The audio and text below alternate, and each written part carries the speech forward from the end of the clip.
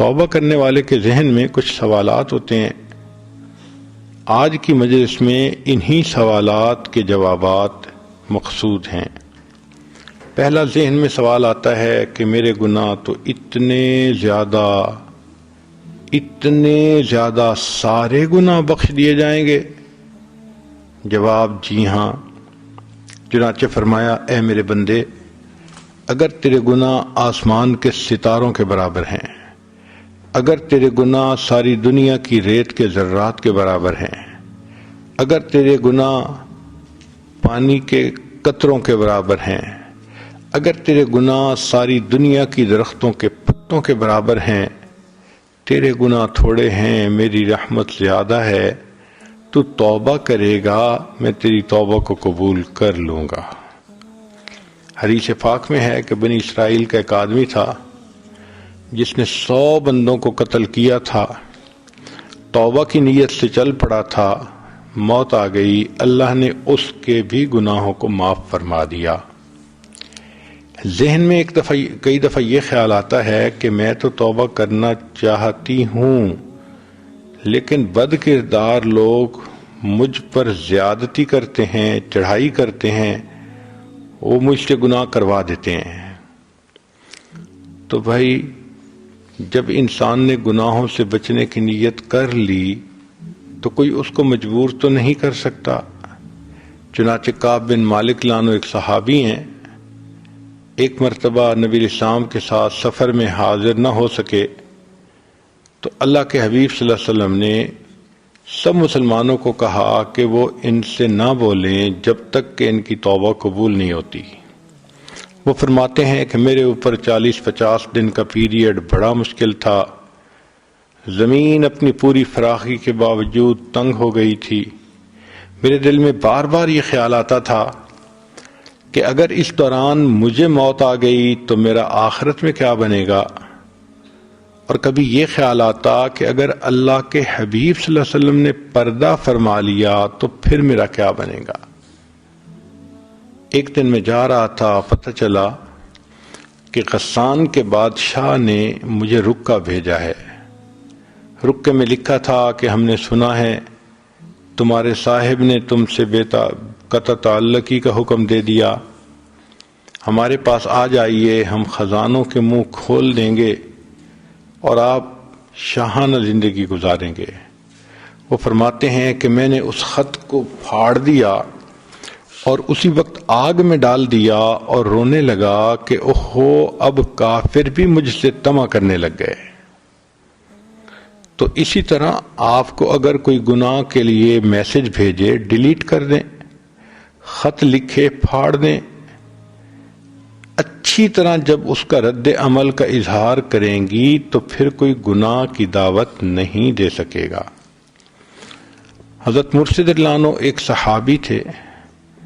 زمانہ جاہلیت میں مکہ مکرمہ کی ایک عورت عناق تھی جس سے اس کے افیئرز تھے.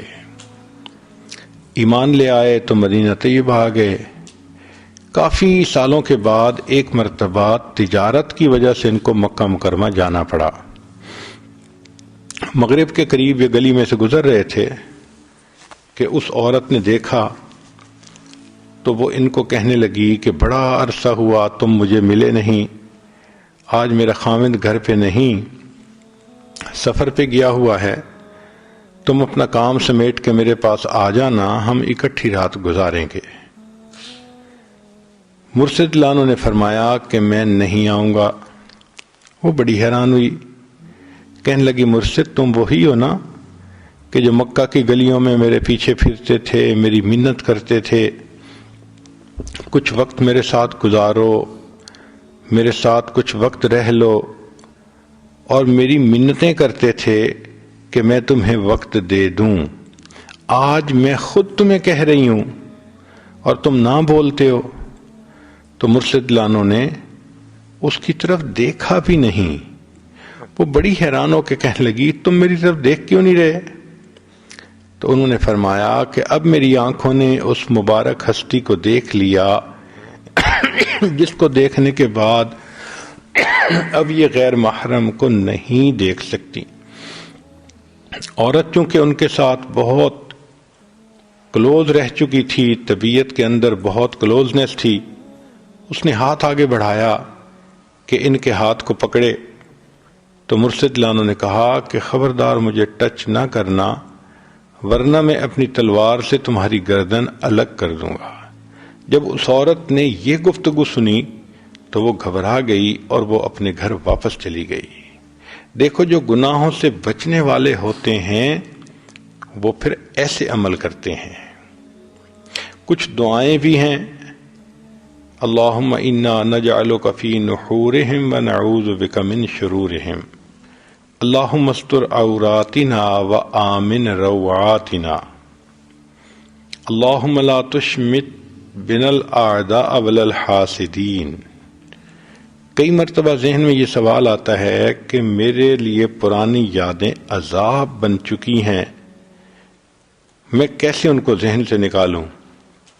بھئی ہمارے لیے پرانی یادوں کو نکالنا مشکل، اللہ تعالیٰ کے لیے تو آسان ہے، لہذا اللہ تعالیٰ پر نظر رکھیں، دعا مانگیں، پروردگار بندے کے ذہن سے گناہوں کی یادداشت بھی ختم کر دیں گے۔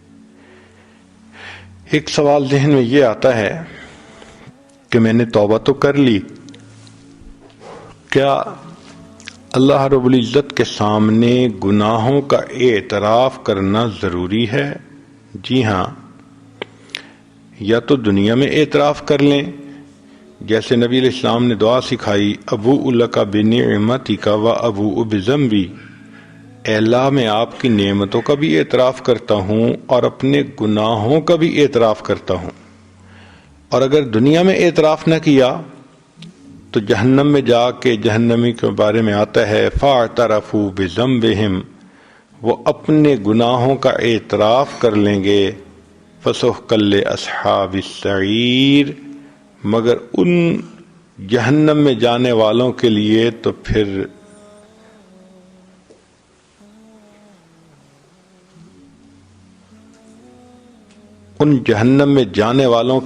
پھر بربادی ہی ہے۔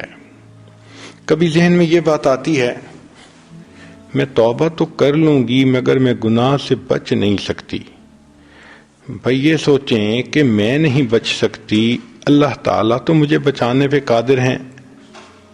ہم نے یہ دیکھا ہے کہ جو بندہ خود پکی توبہ نہ کر سکے یا توبہ پہ قائم نہ رہ سکے، اس کو چاہیے کہ کسی اللہ والے کے ساتھ مل کر توبہ کے کلمات پڑھ لے، اس کی برکت سے اللہ سچی توبہ کی توفیق عطا فرما دیتے ہیں۔ کبھی ذہن میں یہ خیال آتا ہے کہ اللہ تعالیٰ بڑا رحیم ہے، وہ بخش دے گا۔ بالکل صحیح بات ہے کہ اللہ تعالیٰ چاہیں تو جس گناہ کو چاہیں معاف کر دیں، لیکن اگر ہم نے توبہ نہ کی تو کچھ گناہوں کا وبال موت کے وقت ظاہر ہوتا ہے۔ علماء نے ان میں سے لکھا ہے کہ زنا ایسا گناہ ہے کہ اگر اس سے توبہ نہ کی تو مرتے وقت انسان کلمہ نہیں پڑھ سکتا، کلمے سے محروم ہو جاتا ہے۔ ایک سوال ذہن میں یہ پیدا ہوتا ہے کہ میں نے توبہ کی تھی، 3 مہینے کے بعد پھر وہی گناہ کر لیا، تو کیا پہلی توبہ ٹوٹ گئی؟ جواب، پہلی توبہ نہیں ٹوٹی، البتہ اس نئے گناہ پر دوبارہ توبہ کرنا ضروری ہو گئی۔ ایک سوال کہ جی میں 2 گناہ کرتی ہوں، نماز بھی نہیں پڑھتی، بے پردہ بھی پھرتی ہوں۔ نماز پڑھنا تو مشکل ہے لیکن میں سر پہ دوپٹہ کر لیتی ہوں، پردہ کر لیتی ہوں۔ جی ہاں، ایک گناہ کرتے ہوئے دوسرے گناہ سے توبہ کوئی کرے تو وہ توبہ ہو سکتی ہے، اور ہو سکتا ہے کہ اسی کی برکت سے اللہ اس پہلے گناہ سے بھی توبہ کی توفیق عطا فرما دے۔ کبھی ذہن میں یہ آتا ہے کہ میں پرانے جو قضا نماز اور روزے ہیں ان کا کیا کروں؟ تو بھئی اگر کسی نے 1,00,000 پاؤنڈ کسی کو دینے ہوں، نہ دے سکے، تو پھر وہ اس کے لیے قسطیں بنا لیتا ہے، ہر مہینے کچھ نہ کچھ دینا شروع کر دیتا ہے۔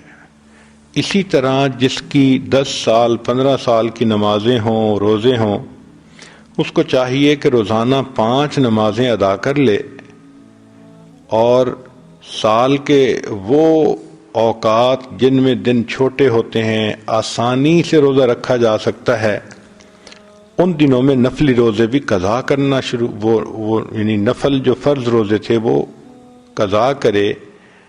اس طرح روزے اور نماز کی قضا ممکن ہو سکتی ہے۔ اگر کسی بندے نے غیبت کی تو اللہ تعالیٰ سے بھی معافی مانگنی چاہیے، اور جس کی غیبت کی اس سے بھی معافی مانگنی چاہیے۔ یہ بتانا ضروری نہیں ہے کہ میں نے کیا کہا، بس اتنا کہیں کہ جی آپ کی حقوق میں کوئی کوتاہی ہوئی تو آپ معاف کر دیجئے۔ ایک بندہ کہتا ہے میں نے چوری کی، میں کیا کروں؟